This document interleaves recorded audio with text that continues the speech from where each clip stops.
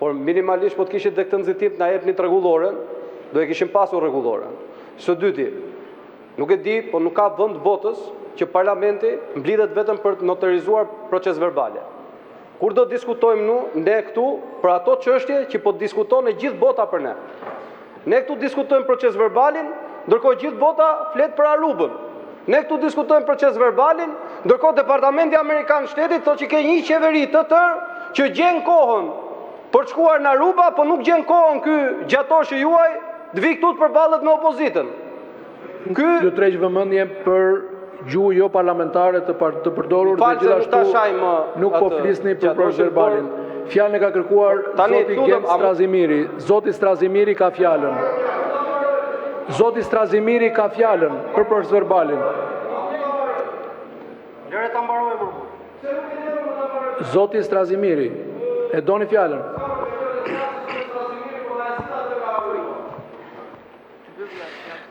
Zoti kryetar, është e vërtetë që kjo pikë e rendititës ka të bëjë strikt me proces verbalin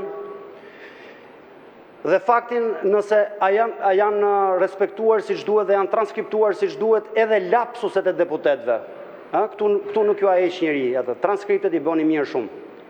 Çështja është se rregulloria dhe veçanërisht detyra që ka kryetari nuk është thjesht kronometruesi i seancës.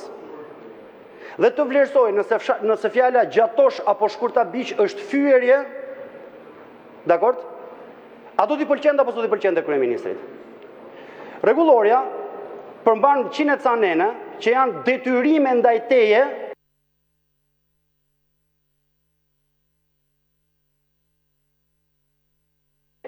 për të ruajtur ca garanci të opozitës në një seancë parlamentare. Deri tani që flasim, për seanca e 3 apo e 4 e këtij kuvendi, në proces verbal i ke të fiksuara të gjitha problemet që po thotë opozita. Me numër nenit rregullores, me numër nenit të kushtetutës të shkelura në mënyrë të përsëritur, me qëllim të parapërgatitur nga ju personalisht. Edhe kur nuk flisni. Kjo është një çështje që është shumë e rëndësishme dhe ne këtu po flasim për rregulloren. Rregullore nuk është kronometër, nuk e arbitri këtu, me mat garat, sa foli njëri, sa foli tjetri. Dhe të ngresh veshët nëse do t'i pëlqente apo jo kryeministrit një citim nga një deputet apo diun se çfarë njëra tjetër. Në një kohë që këtu vjen kryeministri, nëse ka njëri që ka prua psiqik, oratori fekale do thoja këtu, askush për jush nuk do ta marrim me sportivitet fjalorin e kryeministrit. Ke një detyrë atje, funksioni check and balance i kuvendit është pikërisht ky, qeveria këtu të vit japi llogari. Unë e kuptoj që kryetari i kuvendit vjen nga mazhoranca, nuk mund t'ia zgjidhësh ti Niko problemet duke shkelur bërë skip kushtetutës në çdo mbledhje të kryesisë kuvendit. Janë ca nene që nuk mund t'i kalosh dot or zotëri. Janë ca të drejta të opozitës që nuk mund t'i kalosh dot. Ky është proces verbali. Faleminderit zoti Tauland Balla, kryetari i grupit parlamentar Partisë Socialiste, ka kërkuar fjalën. Zoti Balla. Zoti kryetari i kuvendit, në seancën plenare të datës 24/9/2025 ka marrë fjalën ku bazuar në proces verbal kujtoj që kam kërkuar respektimin e nenit 44.2 të rregullores dhe citoj nga fjala ime. Seanca plenare fillon me miratimin e proces verbalit seancës më parshme, kur nuk ka vërejtje për tekstin ai quhet i miratuar dhe nëse kërkohet ai votohet me ngritjen e dorës. Për proces verbalin fjala u jepet vetëm deputetëve që kërkojnë të propozojnë korrigjim ose të saktsojnë mendimin e tyre.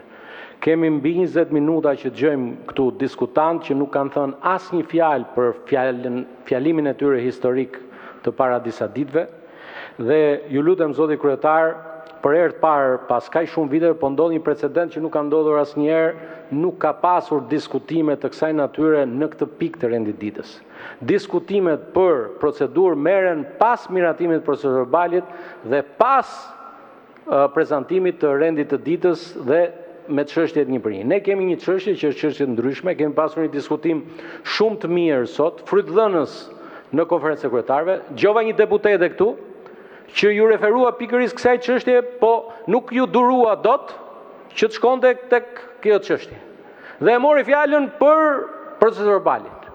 Tani pak durim dhe le të shkojmë te kjo pikë dhe në atë pikë është i autorizuar kryetari i grupit parlamentar, kryetarët e grupeve parlamentar të marrin fjalën.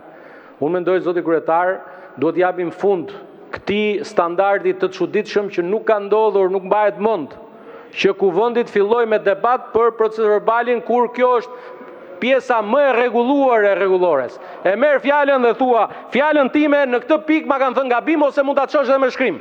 Del ky tjetri thot, ka dalë një raport, po kur është miratuar ky procedurë dal raporti. Ta mbaroj fjalën. Si e ka, po e kishim parashikuar këta që do dilte raporti. Faleminderit. Faleminderit. Zoti Boçi ka kërkuar fjalën për procedurbalin, ju lutem qëndrojeni strikt rregullor. Po, zoti Veleshi, strikt rregullor.